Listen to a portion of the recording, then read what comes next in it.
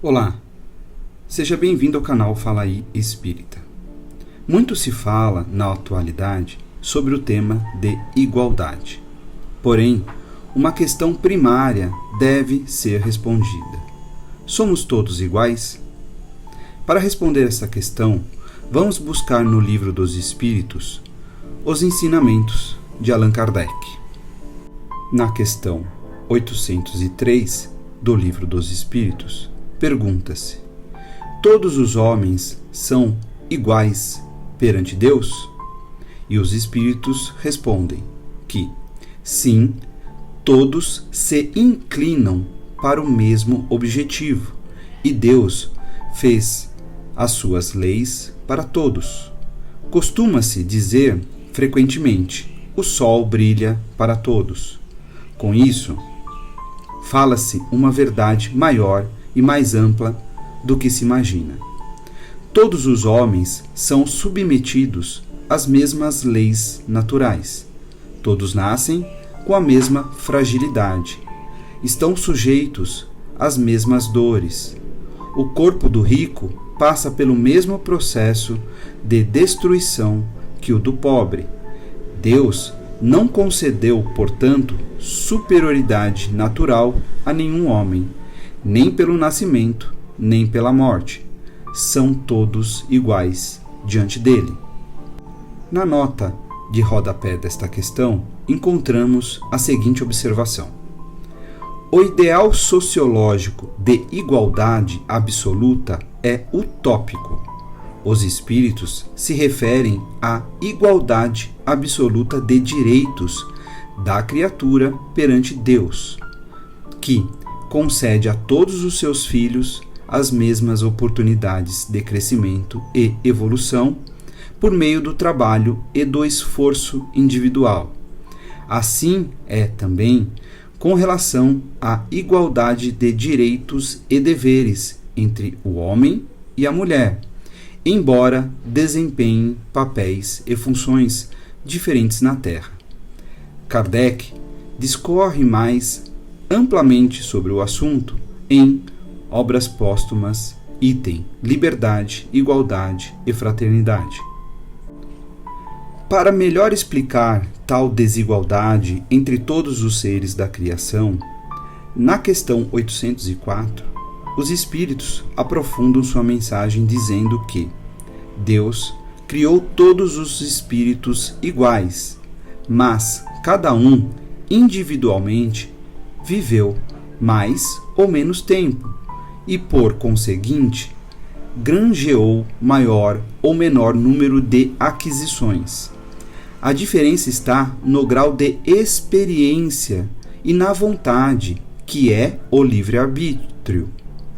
Daí, sucede que uns se aperfeiçoam mais rapidamente.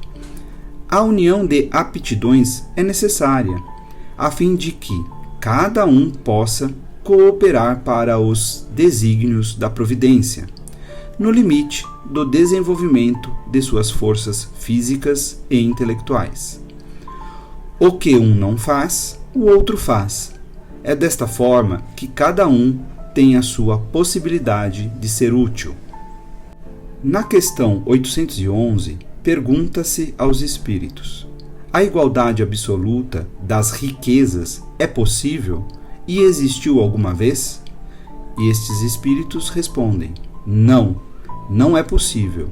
A diversidade das faculdades e caracteres opõe-se a isso.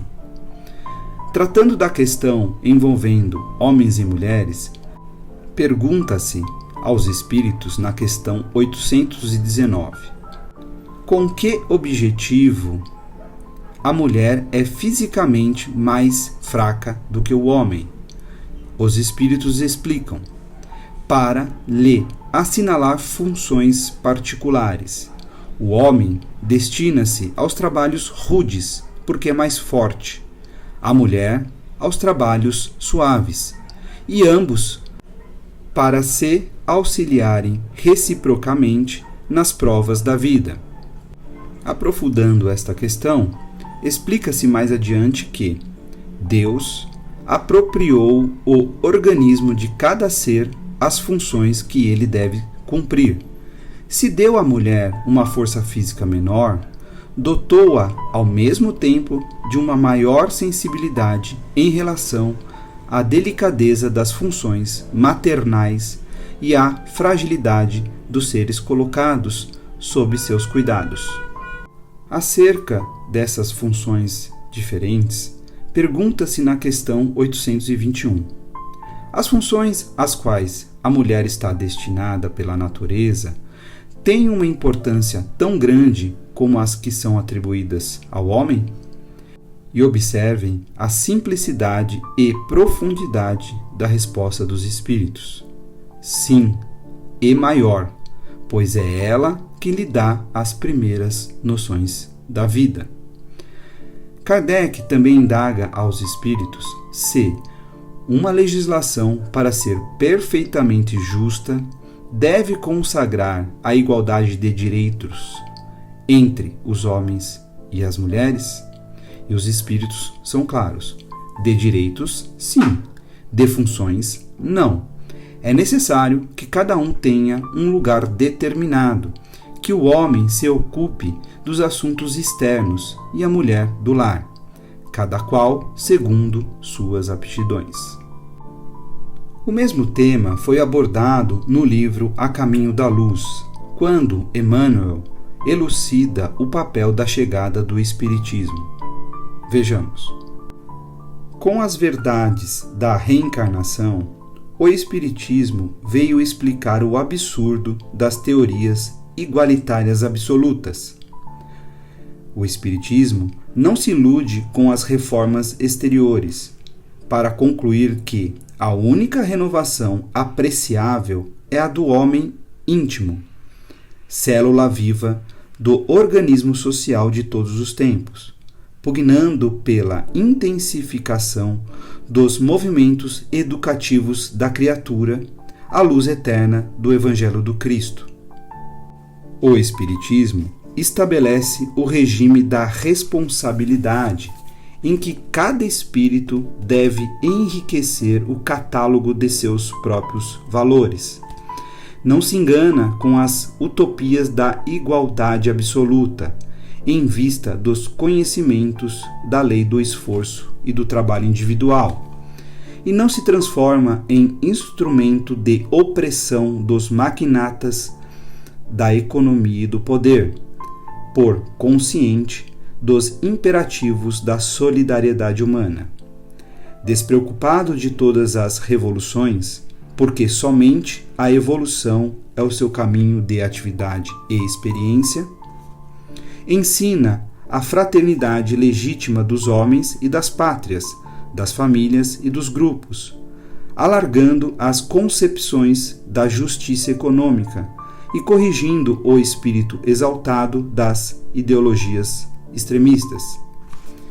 Enquanto os utopistas da reforma exterior se entregam à tutela de ditadores impiedosos, prossegue ele, o Espiritismo, a sua obra educativa junto das classes intelectuais e das massas anônimas e sofredoras, preparando o mundo de amanhã com as luzes imorredoras da lição do Cristo.